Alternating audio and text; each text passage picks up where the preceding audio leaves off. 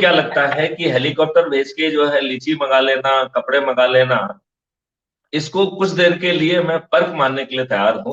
हम इस प्रश्न में नहीं जाना चाहेंगे कि सही है या गलत है, लेकिन मेरा कहने का मतलब है छोटी मोटी चीजों को हम परिदृश्य से हटा लें और हम इसे उन पदों का एक पर्क मान लेते हैं थोड़ी देर के लिए, और इस छोटी डायमेंशन में न जाके हम राष्ट्रहित की डायमेंशन की बात कर रहे हैं, हम इकोनॉमी की बात कर रहे हैं, हम जो है देश के विजन मिशन और हम कहाँ पहुंचना चाहते हैं।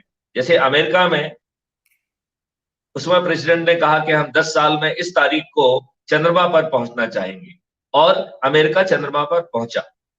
तो क्या हमारे विजनरी ये इस तरीके के स्टेटमेंट देके वहां नहीं पहुंच सकते हैं? हमें आज ही जो है ट्रांसपेरेंसी इंटरनेशनल का सर एक वीडियो देख रहा था, जिसमें उन्होंने कहा कि भाजपा जो है वो जो है करप्शन को दूर करने के मुद्दे पे जो है ना शासन में आई है, और अभी जो नया सर्वे है उसमें करप्शन में भारत नंबर 1 पर आया है। तो ये हम कहाँ पे अपनी यात्रा फिक्स कर रहे हैं, हम कहाँ पहुंचना चाह रहे हैं और हम कहाँ जा रहे हैं?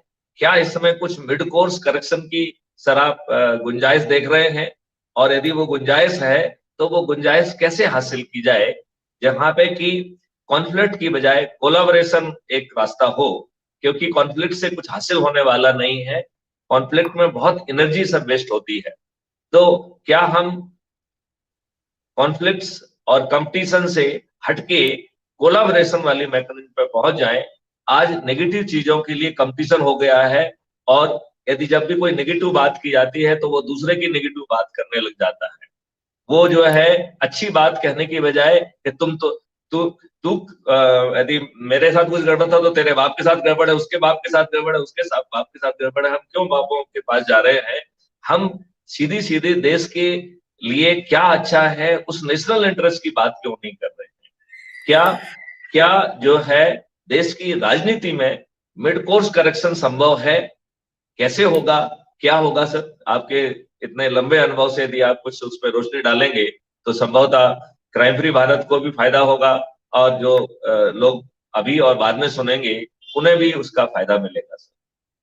निसंदेह मैथिली शरण जी, समाधान ही एक मार्ग है, क्योंकि कटुता से, वैमनस्यता से, संघर्ष का तो पक्षधर मैं भी हूँ, लेकिन सकारात्मक विध्वंसात्मक संघर्ष का नहीं।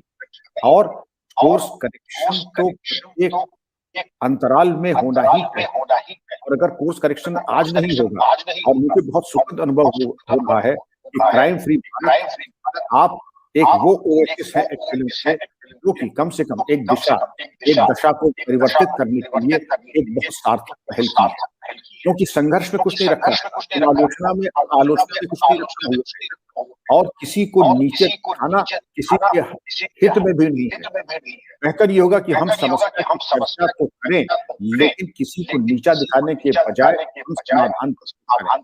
और समाधान, जैसे आपने दिशा निर्देश दिया है कि किसी कीचड़ में कमल कैसे निकल सकता है, और कमल कीचड़ में ही निकलता है, क्योंकि कीचड़ में से अगर नहीं होगा तो कमल भी नहीं होगा। आज जिस रसातल में हमारी जो व्यवस्था और जो हमारी सोच है, चिंतन है, विराट सोच, आपने कहा कि अमेरिका ने कहा कि 10 साल बाद हम चांद पे पहुंचेंगे, लेकिन वो तब होगा जब हमारी सोच विराट होगी, फिर हमारा क्षितिज विराट होगा। लेकिन अगर हमारा चिंतन होगा भ्रष्टाचार में, तो हमारा चिंतन भी वैसे ही होगा जैसे कि एक भ्रष्ट बुद्धि होती है। तो भ्रष्ट बुद्धि केवल धनोपार्जन की बात कर सकती है, रिश्वत की बात कर सकती है, वो किसी के विकास, राष्ट्रहित की बात उसको कल्पना शक्ति की उड़ान में ही नहीं है।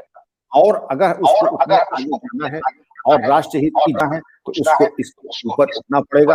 अन्यथा यही संपत्ति जो भ्रष्ट आचरण से प्राप्त की गई है, वो विपत्ति उसके लिए बनने वाली है। आज विपत्ति बनेगी, और वो अर्थ जो है अनर्थ बनाने वाला है। तो वो पहले तो अर्थ को आया है तो उसको विपत्ति, तो सारा उसका ताना है उसको कमाने में, बचाने में, मारने में लग जाता है। आपको देश का और पुलिस का नेतृत्व और जो हमारे मार्गदर्शक चुनना है, जो हमारा सकारात्मक, जो हमारे मार्गदर्शक करते हैं, जो ऐसा मार्गदर्शन करें हो राष्ट्र हित और हित का। और ये नहीं कि संभव है हमारे पास यहाँ की कभी, बस उनको अवसर दे दें, मंच पे सम्मानित करें और ऐसे प्रयोग जैसे क्राइम फ्री भारत है उसको आगे ले आए। क्यों नहीं हो सकता में ही कमल खुलता है। Sir thank you very much sir. आज सर देश विगत 3 महीने से लगभग किसान आंदोलन से जूझ रहा है और 3 बड़े एक्ट लाए गए हैं और वो एक्ट जो है मैं कहूंगा कि सामयिक भी हैं।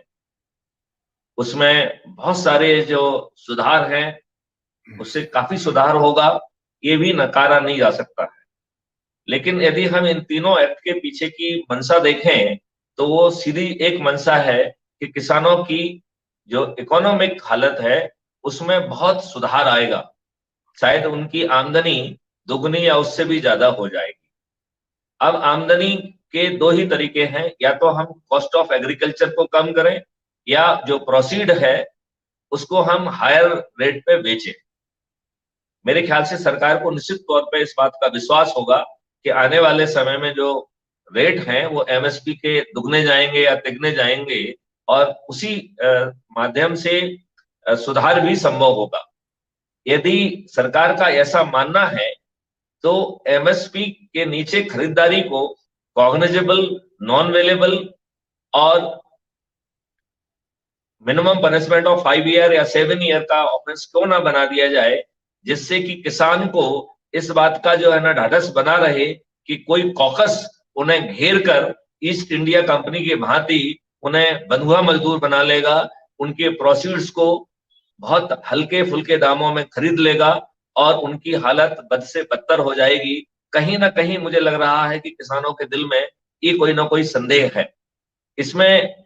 तो आपको सर इस बारे में क्या कहना है, सरकार को क्या करना चाहिए? मुझे लगता है कि क्राइम फ्री भारत ये तब संभव होगा जब कानून व्यवस्था की स्थिति अच्छी होगी, देश में सौहार्द होगा, देश में विश्वास होगा और देश जो है एक डेफिनेट मार्ग पर चलेगा और अपने सभी यूथ को इन्वॉल्व कर पाएगा। मैथिली शरण जी, मैं खुद भी किसान परिवार से हूं और पारंपरिक तरीके से मेरे परिवार ने खेती किसानी की है। मैं अपने हैंड्स ऑन अनुभव से ये आपको बता सकता हूं, इनके ऊपर बहुत चिंतन के बाद ये नियम लाए गए हैं और किसानों के हित में है। आप किसी भी किसान से पूछिए, मैं पूछता भाई तुम जो आंदोलन में जा रहे हो तो तुम क्यों जा रहे हो, क्या तुमको शिकायत है? लगभग उत्तर वैसे ही था जैसे सीए का था। हमको ये बताया गया है कि ये किसानों के विरोध, क्या विरोध है ये मैं नहीं जानता हूँ। मुझे आज तक ऐसा कोई किसान नहीं मिला जो बता सके कि हमको क्या इसमें कठिनाई है। दूसरी चीज ये है कि एमएसपी से नीचे खरीदने में अगर कोई व्यक्ति कानून तोड़ता है, पहले हमारे कमोडिटीज एक्ट था और ये एक्ट और कानून इसलिए लाते हैं कि किसानों के या अन्य किसी हितों पर किसी प्रकार का अगर आघात होता है, आक्रमण होता है तो उसके माध्यम से उसकी हितों की रक्षा की जाए। मुझे कोई संदेह नहीं है, किसानों के पास हजार विकल्प है अपना माल और गल्ला कहाँ बेच सकते हैं। और ये कोई जरूरी नहीं कि हम मंडी में नहीं, ये भी कोई जरूरी नहीं कि अगर हम गन्ना तो हम जाके के मिल में ही जाके बेचें, यहाँ पर 360 रुपए क्विंटल मिल, हम कहेंगे 400 रुपए दो या 450 रुपए दो, कोई जरूरी नहीं है। हम गुड़ बना सकते हैं, दे सकते हैं, बाजार में बेच सकते हैं। किसानों के पास इतने विकल्प है जिसकी कोई कल्पना नहीं कर सकता। रही एमएसपी से नीचे खरीदने की, आप इसके ऊपर जरा सोचें, क्या ये संभव है आज के युग में कि कोई एक संगठित गिरोह बनाकर 1-2 किसानों का तो शोषण हो सकता है, लेकिन जनपद के समस्त किसानों का गन्ना कोई ऐसा संगठित गिरोह के खरीद ले या का पूरा गेहूं और धान खरीद ले, शायद ये मेरी सूचना ये नहीं। लेकिन अगर होता है कानून और प्रशासन की ऐसी परिस्थितियों को भली भांति दे सकता है। एसेंशियल कमोडिटी एक्ट के ही एसेंशियल सप्लाईज का जो प्रावधान एक्ट के अंतर्गत है, और अन्य जो संगत धारा है अंतर्गत।